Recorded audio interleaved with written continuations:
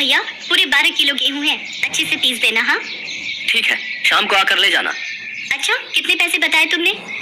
12 kilo गेहूं के 120 रुपए होंगे। हे राम, इतना महंगा? क्या भाभी, 1 किलो गेहूं के मैं बस 10 रुपए ले रहा हूँ। अब सारा दिन चक्की चलाकर मेहनत भी तो करूंगा ना। अच्छा अच्छा, चलो ठीक है, लेकिन मुझे शाम तक ही चाहिए। हाँ, मेरे घर कुछ मेहमान आ रहे हैं। ठीक है भाभी, आप फिक्र ना करो, हो जाएगा। भरतपुर नामक गांव में सुरेश नाम का एक गरीब व्यक्ति रहता था। वो दिन भर हाथ से चक्की चलाकर आटा पीसता, तब जाकर उसके घर का चूल्हा जलता। घर में उसकी पत्नी उमा और 5 साल की बेटी मोनी थी। उसकी पत्नी उमा हमेशा उसे गरीबी के ताने दिया करती थी। बस सारी जिंदगी चक्की चलाते रहना, और कुछ काम तो तुम्हें आता ही नहीं। अरे जब पति काम से थका हारा घर लौटता है तो उसकी बीवी को उसे चाय पानी के लिए पूछना चाहिए, ना कि आते ही चिकचिकबाजी शुरू कर देनी चाहिए। आए बड़े जैसे कि कोई अंबानी हो ना, जो नोटों की गड्डी लाकर मुझे दे रहे हो। 3 दिन से चावल खाने का मन है मेरा, लेकिन पति आटा चक्की चलाने वाला क्या मिला, मानो चावल से तो रिश्ता ही छूट गया मेरा। बाबा ये लो पानी। ला मेरी बिटिया, जुग जुग जियो। सुरेश के घर ये रोज का काम था। उसकी पत्नी हमेशा पैसों के लिए उसको ताने देती। एक दिन सुरेश बड़ी मेहनत से आटा पीस रहा होता है कि तभी एक तेज आंधी तूफान आता है और उसका सारा आटा अपने साथ हवा में उड़ाकर ले जाता है। ए आंधी, रुक रुक रुक रुक जरा, तुझे तो मैं बताता हूँ। सुरेश उस आंधी के बवंडर के पीछे पीछे दौड़ने लगा। कुछ देर बाद वो बवंडर एक पर्वत पर आकर रुक गया। ए आंधी, मेरा आटा मुझे लौटा दे। मैं अपने ग्राहकों को क्या जवाब दूंगा? मुझ गरीब को क्यों परेशान कर रही है? तभी उस आंधी में से एक औरत का चेहरा नजर आने लगा, लेकिन आटा तो सारा उड़ गया। मुझे नहीं पता, तू कुछ भी कर, लेकिन वो आटा तो मुझे जल्द से जल्द लौटा दे। वो आटा तो मैं तुम्हें अब नहीं लौटा सकती, लेकिन मेरे पास तुम्हें देने के लिए कुछ है। तभी उस घूमते हुए आंधी के बवंडर से एक पीतल का टिफिन बाहर निकला। अरे ये क्या है? ये एक जादुई टिफिन है। इससे तुम जो भी मांगोगे वो तुम्हें मिल जाएगा। ये तुम्हारी सभी मांगे पूरी करेगा, लेकिन इसके लिए तुम्हें पहले ये मंत्र बोलना होगा। ऐ मेरे जादुई टिफिन, कर दे मेरी मुराद पूरी, जो मैं मांगू मिल जाए मुझको, रहे न कोई ख्वाहिश अधूरी, जल्दी से इस टिफिन को भर दे तू आटे से। सचमुच बड़े ही कमाल का है ये तो। सुरेश खुशी खुशी उस पीतल के टिफिन को लेकर अपने घर पहुंचा। घर में सुरेश की पड़ोसन और उमा की सहेली बिंदु आई हुई थी। उसकी नजर पीतल के उस टिफिन पर जाती है। इस कंगले के पास ये पीतल का टिफिन कहाँ से आया? बिंदु को देखकर सुरेश चुप हो गया और उसने वो टिफिन अपने पीछे छुपा लिया। टिफिन को छुपाते हुए देख बिंदु को उस पर शक हुआ और वो बहाना बनाकर वहाँ से जाने लगी। अच्छा मैं चलती हूँ, बहुत देर हो गई है, मेरे वो भी काम से आ गए होंगे। लेकिन बिंदु बाहर जाकर खिड़की से सारी बातें सुनने लगती है। क्या है, क्यों घोड़े पे सवार हो रहे हो? मैं तुम्हें अभी एक चमत्कार दिखाता हूँ। सुरेश उस आटे को एक बर्तन में निकालकर उसे खाली करता है और खाली टिफिन को हाथ में लेकर मंत्र पढ़ने लगता है। ऐ मेरे जादुई टिफिन, कर दे मेरी मुराद पूरी, जो मैं मांगू मिल जाए मुझको, रहे ना कोई ख्वाहिश अधूरी, जल्दी से इस टिफिन को भर दे तू आटे से। तभी उस टिफिन में और आटा आ जाता है। बाप रे, ये जादू कहाँ से सीखा है रे आप? सुरेश उमा को सारी बात बताता है। वाह जी वाह, अब तो हमारे दिन ही बदल जाएंगे। हाँ, आटा भी आ जाएगा और चक्की चलाकर मेहनत भी नहीं करनी पड़ेगी। अगले दिन जब सुरेश किसी काम से बाहर गया था और उमा मोनी को लेने स्कूल गई थी, तो बिंदु चुपके से उनके घर गई और वो जादुई टिफिन उसने चुरा लिए और वहाँ हूबहू वैसा ही पीतल का टिफिन रख दिया। अगले दिन सुरेश को जब आटा पीसने का ऑर्डर मिला तो उसने अपने उस टिफिन का इस्तेमाल करना शुरू किया, लेकिन उसके बार बार मंत्र पढ़ने के बाद भी जब उसमें से कुछ नहीं निकला तो वो गुस्से में चिल्लाते हुए कहने लगा, उस आंधी ने मुझे धोखा दिया है, उसने सिर्फ एक ही दिन का जादू मुझे दिया था। वो गुस्से में आंधी के पास पहुंच जाता है। ए आंधी, तूने मुझे धोखा दिया। लेकिन मैंने तो तुम्हें कोई धोखा नहीं दिया।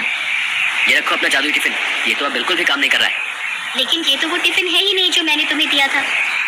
अच्छा, तो क्या अब मैं तुमसे झूठ बोल रहा हूँ?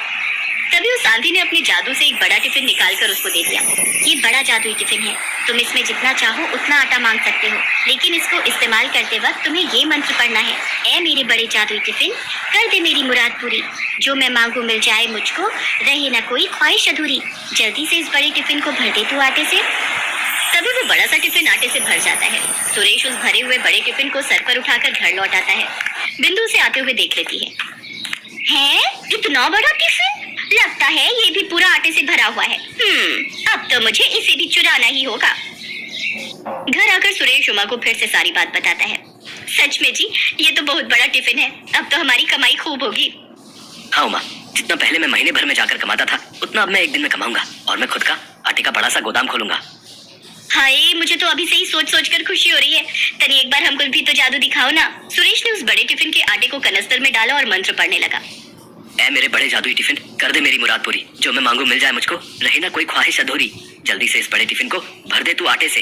तभी वो बड़ा टिफिन आटे से पूरा भर जाता है और एक बार फिर बिंदु खिड़की से झांककर ये सब देख लेती है। हाय रे, मर जावा, इतना सारा आटा जी। चलो इसे अभी लाला को बेच आते हैं और इससे जो पैसे मिलेंगे उससे हम चावल और मुर्गी खरीद कर लाते हैं। मेरा बड़ा मन कर रहा है रसेदार मुर्गी और भात खाने का। तो चलो फिर, देरी किस बात की।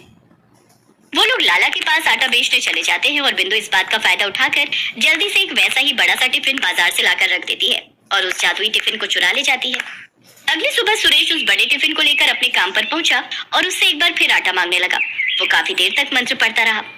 ऐ मेरे बड़े जादुई टिफिन, कर दे मेरी मुराद पूरी, जो मैं मांगू मिल जाए मुझको, रहे ना कोई ख्वाहिश अधूरी, जल्दी से इस बड़े टिफिन को भर दे तू आटे से। लेकिन लाख कोशिशों के बाद भी जब आटा नहीं निकला तो वो गुस्से में तमतमाता हुआ फिर से आंधी के पास पहुंचा। जादुई आंधी, तुमने एक बार फिर मुझे धोखा दिया। नहीं, मैंने तुम्हें कोई धोखा नहीं दिया। झूठ, एकदम झूठ। तुम जब भी मुझे कोई जादुई टिफिन देती हो तो उसका जादू एक दिन के बाद ही खत्म हो जाता है, ये कैसे हो सकता है। आंधी ने जब उस बड़े टिफिन को देखा तो वो समझ गई कि ये वो जादुई टिफिन नहीं। इस बार मैं तुम्हें एक ऐसी चीज दूंगी जिससे तुम्हें समझ आ जाएगा कि मैंने तुम्हें धोखा नहीं दिया। आंधी अपने जादू से एक डंडा निकालकर सुरेश को देती है। लेकिन इस डंडे का भला मैं क्या करूंगा। इसको तुम ले जाकर अपने घर पर रख देना और जब तुम्हें वो चोर मिल जाए तो उससे कहना, ऐ मेरे जादुई डंडे, दिखा दे तू अपना कमाल, जो भी आए तुझे चुराने उसका तू कर दे धमाल। सुरेश एक बार फिर उस जादुई डंडे को लेकर घर आया और एक बार फिर बिंदु ने उसे देख लिया। जरूर इस डंडे में भी कोई जादू छिपा होगा, अब किसी तरह इसे भी चुरा लेती हूँ।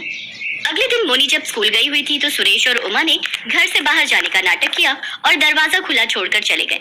इस बाट में बैठी बिंदु जल्दी से उनके घर के अंदर जाती है और उस डंडे को चुराने की कोशिश करती है। लगता है सभी बाहर गए हैं। जैसे ही बिंदु ने उस डंडे को हाथ लगाया तभी सुरेश और उमा वहां आ गए और सुरेश ने मंत्र पढ़ना शुरू किया। ऐ मेरे जादुई डंडे, दिखा दे तू अपना कमाल, जो भी आए तुझे चुराने उसका तो कर दे धमाल। तभी वो डंडा बिंदु को पीटने लगा। अरे रे, मर गई रे, मर गई। हाय दया, कोई मुझे बचा लो। आई बड़ी सहेली होकर अपनी सहेली के घर चोरी करती है। हाँ, जल्दी से हमें हमारे जादुई टिफिन लौटा दो, नहीं तो इस डंडे की पिटाई से आज तुम यहीं मर जाओगी। हाँ, अभी लाती हूँ। जब तक बिंदु ने सुरेश को उसकी अमानत नहीं लौटाई तब तक उस डंडे ने उसकी पिटाई जारी रखी। बिंदु दौड़कर अपने घर गई और वो दोनों जादुई टिफिन लाकर सुरेश को दे दिए। अब रुक जाओ जादुई डंडे, अब आज के बाद हमारी कोई चीज चुराई ना तो याद रखना। हाय, इतनी मार खाने के बाद तो मैं तुम्हारी क्या किसी की भी कोई चीज नहीं चुराऊंगी। इतना कहकर बिंदु वहां से 9 तो 11 हो गए। अब बड़े और छोटे जादुई टिफिन की मदद से सुरेश आटा निकाल कर बेचता रहा। आज के बाद उसे चक्की चलाने की जरूरत ही नहीं पड़ी। अर्जुन ने जैसे ही अपनी माँ से उषा और अपने प्यार का जिक्र किया तो मॉडर्न सोसाइटी में उठने बैठने वाली माँ उनके प्यार के लिए राजी नहीं होती और वो ये सुनते ही भड़क जाती है। क्या तुम्हारा दिमाग खराब हो गया है अर्जुन? कान खोलकर सुन लो, उषा जैसी मिडिल क्लास लड़की इस घर की बहू नहीं बनेगी, नहीं बनेगी, कभी नहीं बनेगी। माँ, उसके मिडिल क्लास होने में उसका क्या कसूर है? और मिडिल क्लास है तो क्या हुआ, वो किसी से कम थोड़ी है। तू ज्यादा जुबान मत चला, तुझसे ज्यादा देखी है मैंने ये दुनिया और मैं इन मिडिल क्लास की लड़कियों की रग रग से वाकिफ हूँ। अपनी माँ की बात अर्जुन की समझ से परे थी। उसने माँ की बात सुन तो ली लेकिन मन ही मन एक फैसला ले लिया और उषा के साथ मंदिर में जाकर शादी कर ली। फिर उसे अपने घर ले आया। अर्जुन के साथ उषा को देख उसकी माँ का गुस्सा 7वें आसमान पर चला जाता है। खबरदार, खबरदार जो इस लड़की को लेकर मेरे घर के अंदर आया। माँ, ये लड़की ही अब आपकी बहू है और जहाँ तक रही घर के अंदर आने की बात, तो अब तो आपकी बहू ने अपने शुभ कदम घर के अंदर रख दिए हैं। निर्मला, छोड़ दो, माफ कर दो उन्हें, आखिर वो हमारे बेटे की पसंद है और अब तो इस घर की बहू भी है। नहीं, मैं इसे कभी माफ नहीं कर सकती। ये इस घर में नहीं आएगी, मतलब नहीं आएगी, निकल जाओ यहाँ से। ये सुनते ही पास ही खड़ी उनकी जवान बेटी धीरे से माँ से कहती है, ये क्या कह रही हो मम्मी? भाभी बालिग है और शादी करके आई है। अगर ज्यादा जोर जबरदस्ती की तो पुलिस केस भी हो सकता है। हमारे परिवार की इज्जत ही नहीं, आप जेल भी जा सकती हैं। अपनी बेटी की बातें सुनकर माँ घबरा जाती है। तो क्या करूं? इस 2 कौड़ी की मिडिल क्लास लड़की को घर की मालकिन मान लूं? तुम भी ना माँ, मैंने ऐसा तो नहीं कहा, बस अभी इस लड़की का पलड़ा भारी है लेकिन ज्यादा दिन तक रहेगा नहीं। हम ऐसी चाल चलेंगे कि ये ज्यादा दिनों तक यहाँ टिक नहीं पाएगी। बेटी की बात सुनकर माँ खामोश हो जाती है और रात भर बेटी के साथ प्लानिंग करती है। दूसरे दिन जब बहू पहली बार खाना बनाने जाती है तो माँ बेटी प्लानिंग करती है। मम्मी, भाभी आज पहली बार खाना बनाने जा रही है और आप तो जानती है ना पापा का नेचर, उन्हें अच्छा खाना पीना कितना पसंद है। अगर जरा सा खाने में कमी हुई नहीं कि उनका मुंह फूल जाता है और फिर वो उसी खाने के बेस पर खाना बनाने वाले को भी जज करने लगते हैं। बिल्कुल, तभी तो मैं तुम्हारे पापा के खाने से कोई कॉम्प्रोमाइज नहीं करती। बस तो आज भाभी के खाने के साथ ऐसा तिकड़म करेंगे कि भाभी का फर्स्ट इम्प्रेशन ही पापा के सामने खराब हो जाएगा। और आप तो जानती हैं कि first impression is the last impression. उसके बाद बेटी शक्कर के पाउडर का पैकेट निकालते हुए कहती है, ये देखो मम्मी, ये शक्कर का पाउडर है, इसे नमक के डिब्बे में डाल दो। भाभी इसे नमक समझकर दाल और सब्जी में डाल देंगे और फिर ये शक्कर अपना ऐसा कमाल दिखाएगा कि पापा के सामने भाभी और भैया दोनों की बोलती बंद हो जाएगी। ये कहते हुए दोनों खिलखिलाकर हंसती हैं और सास जाकर नमक के डिब्बे में पिसी हुई शक्कर डाल देती है। बहू खाना बनाते वक्त उसे नमक समझकर दाल और सब्जी में डालती है। सब्जी और दाल खाते ही ससुर भड़क जाते हैं। बहू, ये कैसा खाना बनाया है? मीठी दाल, मीठी सब्जी।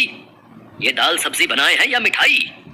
चीनी क्यों डाला खाने में? चीनी नहीं पापा जी, मैंने तो नमक ही डाला था।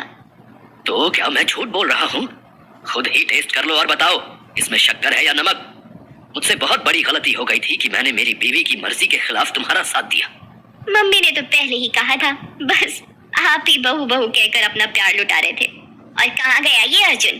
बड़ी डींगे हाँक रहा था कि उषा मिडिल क्लास की है तो क्या हुआ, वो किसी से कम तो नहीं है। मैं तो कहती हूँ इसे अभी इसी वक्त इसके घर भेज दो, पहले जाकर घर से कुछ सीख तो आए। नहीं नहीं पापा, मुझे माफ कर दो, अभी अभी घर में आई हूँ, शायद डब्बे पहचान नहीं पाई कि कौन से डब्बे में नमक रहता है, कौन से में शक्कर। हाँ हाँ, अब कहो कि मुझे तो दिखता भी नहीं, मैं सब समझती हूँ, तुम जैसे मिडिल क्लास लोगों की चाल को। अरे शांत रहो, शांत। तुम्हें तो बस मौका मिलना चाहिए और तुम नॉन स्टॉप शुरू हो जाती हो। शायद बहू ठीक कह रही है, ऐसी गलती हो सकती है, हमें इसे एक मौका और देना चाहिए।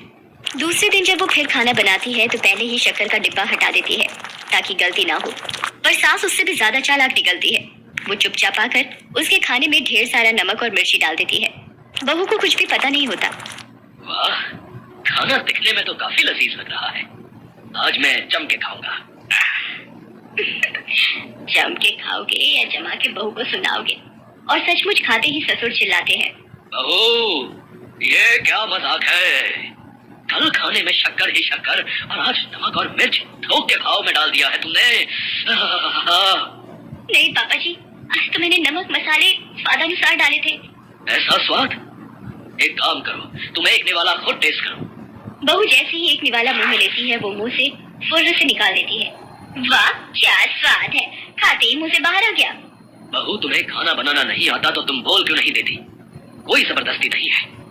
निर्मला, कान खोलकर सुन लो, कल से मुझे ऐसा खाना खिलाया तो मैं घर छोड़कर चला जाऊंगा। पापा, ये आप क्या कह रहे हैं? अरे आप क्यों घर छोड़कर जाएंगे? जिन्हें जरा भी शर्म हो वो छोड़कर जाएंगे घर। बहू की समझ में नहीं आता है कि उसके साथ क्या हो रहा है, लेकिन उसे ये जरूर पता लग गया था कि इस घर में उसकी राह आसान नहीं है और उसकी जिंदगी में जब भी कोई ऐसी परिस्थिति आती थी जहाँ उसकी राहें उसे मुश्किल लगती थी, वो अपने गुरुजी के पास जरूर जाती थी। गुरुजी बहुत ही पहुंचे हुए और दयालु किस्म के आदमी थे। उसने वहां जाकर उन्हें सारी बातें बताई। बाबा, मेरी तो कुछ भी समझ में नहीं आ रहा है। पर मेरी समझ में आ गया है बेटी। उसके बाद बाबा अपनी झोली से एक पुड़िया निकालकर उसे देते हैं।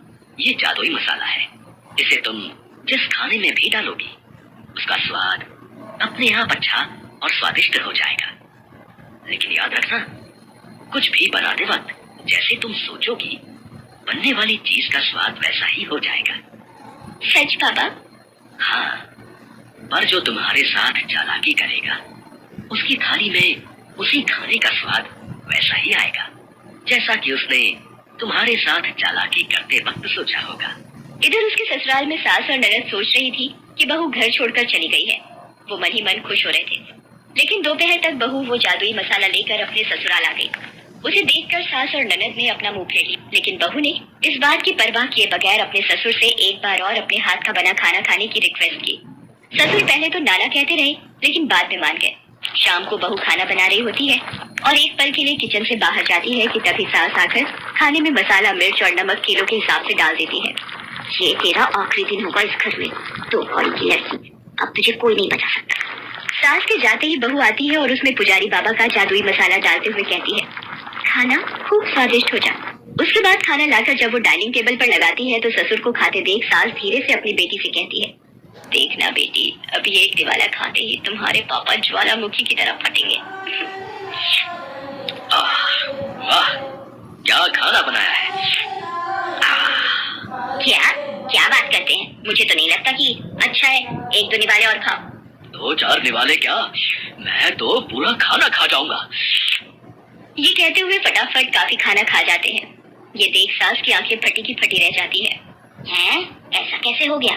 अरे देख क्या रही हो निर्मला, तुम भी खाओ, बहुत बढ़िया है। ये सुनकर वो भी खाती है और उसे बड़ा ही गंदा स्वाद आता है। पूरा खाना वो फर्र से मुंह से बाहर निकाल देती है। छी, कितना गंदा खाना है। ये सुनकर बहू समझ जाती है कि आखिर इतने दिनों से उसके साथ ये सब कर कौन रहा था।